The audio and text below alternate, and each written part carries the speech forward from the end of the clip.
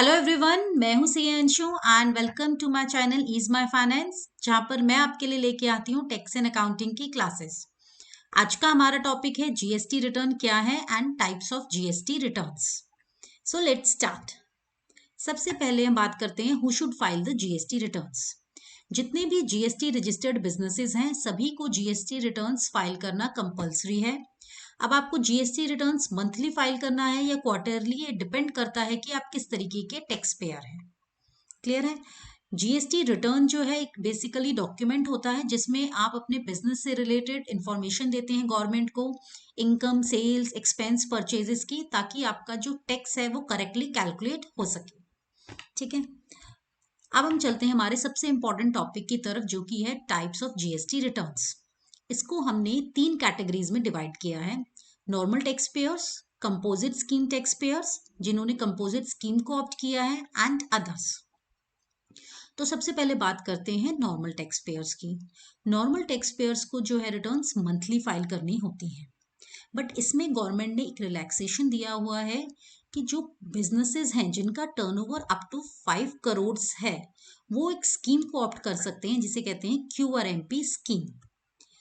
इस स्कीम को बोलते हैं quarterly return filing and monthly payment of taxes. ठीक है, तो इस स्कीम से आपको क्या फायदा होता है? जितने भी बिजनेसेस अप टू 5 करोड़ वाले हैं जो स्कीम को ऑप्ट करते हैं, उन्हें जो रिटर्न्स हैं वो मंथली की बजाय क्वार्टरली फाइल करनी होती हैं। तो उससे जो उनकी number of return filings per year है वो रिड्यूस हो जाती है। ठीक है, तो हम सबसे पहले देखते हैं कि कौन कौन सी रिटर्न्स फाइल करनी होती है नॉर्मल टैक्स पेयर्स को एंड क्यूआरएमपी को।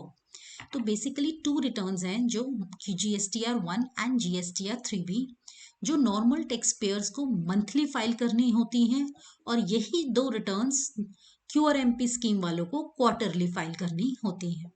तो जीएसटीआर 1 जो है उसकी ड्यू डेट है 11th of the next month for the normal tax pairs, and QRMP scheme जिनको क्वार्टरली फाइल करनी होती है उनके लिए ड्यू डेट होती है 13th of the month succeeding the quarter.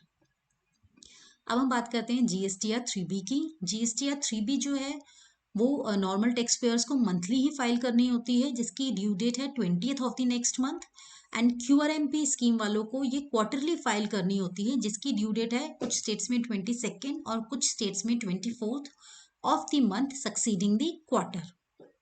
In 2 returns के अलावा एक होती है एनुअल रिटर्न जीएसटीआर 9, जो नॉर्मल टैक्स पेयर्स और क्यूआरएमपी स्कीम वालों को दोनों को ही फाइल करनी होती है साल में एक बारी एनुअली, जिसकी ड्यू डेट है 31 December of the next financial year.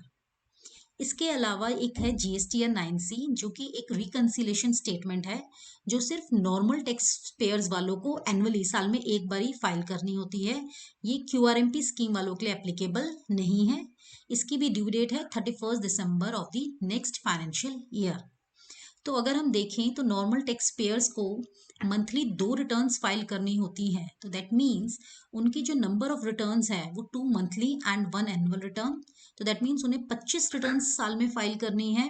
और क्यूआरएमपी स्कीम वालों को 2 returns GSTR 1 and GSTR 3B quarterly file करनी होती है, तो that means 8 returns and 1 annual returns. तो उनकी जो number of returns per year है वो है 9 returns.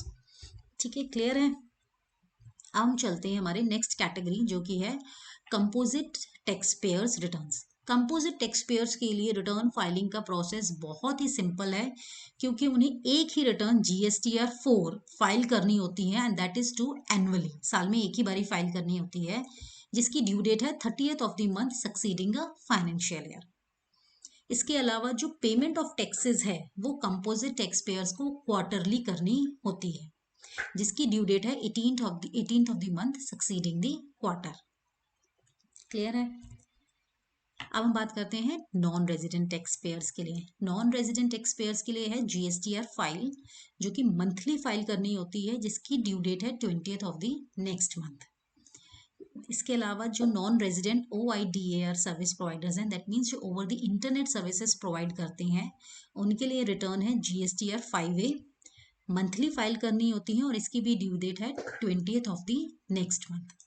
Non resident tax payers को एनुअल रिटर्न फाइल नहीं करनी होती है। ठीक है, नो एनुअल रिटर्न।